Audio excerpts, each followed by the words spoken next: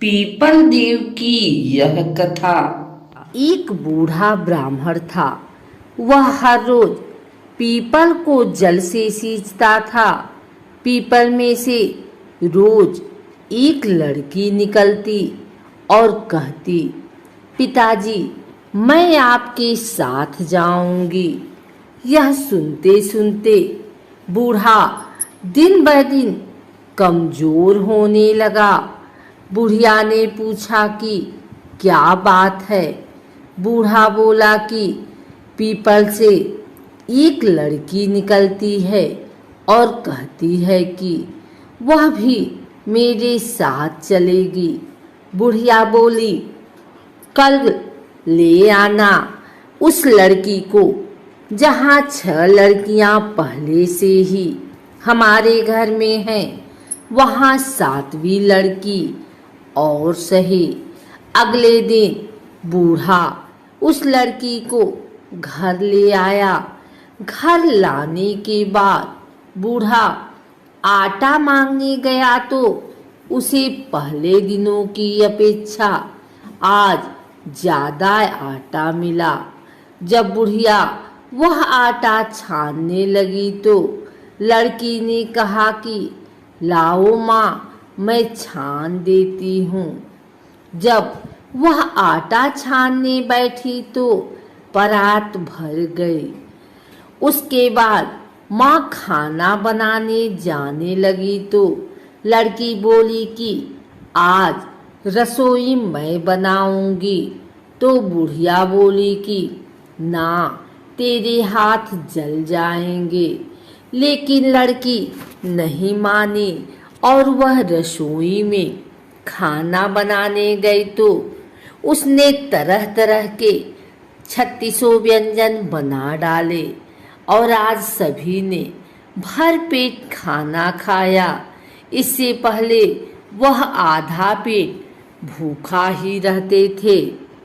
रात हुई तो बुढ़िया का भाई आया और कहने लगा कि दीदी, मैं तो खाना खाऊंगा।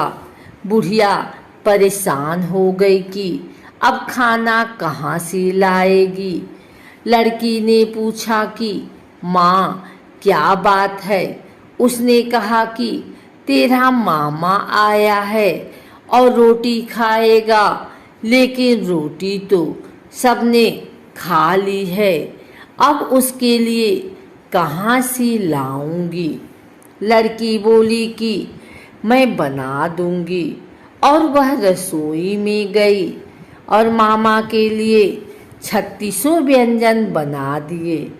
मामा ने भर पेट खाया और कहा भी, ऐसा खाना इससे पहले उसने कभी नहीं खाया है।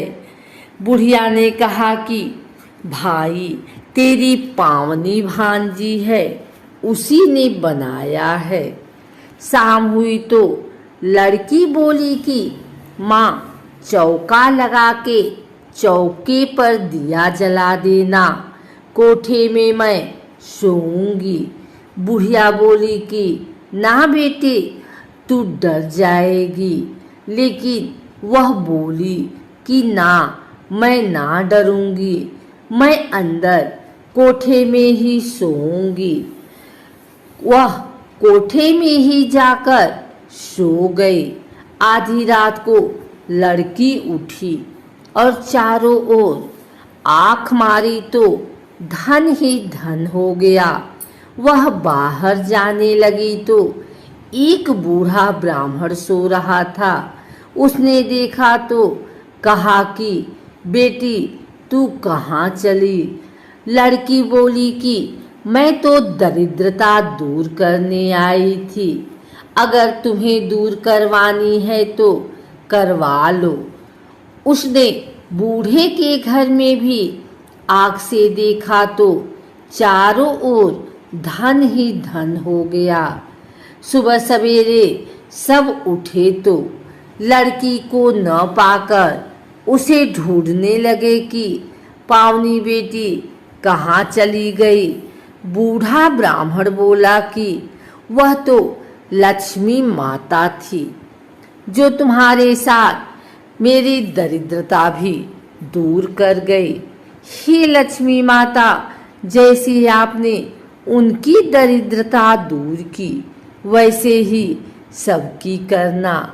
पीपल देवताओं का साकार रूप है। पीपल को जल चढ़ाने से देवता सकारात्मक ऊर्जा बढ़ाते हैं। पीपल में प्राण वायु बढ़ती है एवं प्रदूषण समाप्त होता है, जो एक दैविक कर्म है। पीपल पेड़ों में सबसे श्रेष्ठ माना जाता है। यहाँ तक कि भगवान श्री कृष्ण ने गीता में सभी वृक्षों में अपने आप को पीपल का वृक्ष बताया है। साक्षात भगवान विष्णु अथवा भगवान कृष्ण का ही स्वरूप है। अगर आप भी पीपल के पेड़ में दिया जलाते हैं अथवा पीपल की पूजा करते हैं तो भगवान नारायण की कृपा से आप पर अवश्य बनी रहेगी पीपल की कृपा। लेकिन आपको इतना जरूर पता होना चाहिए कि पीपल के पेड़ की कितनी परिक्रमा करनी चाहिए।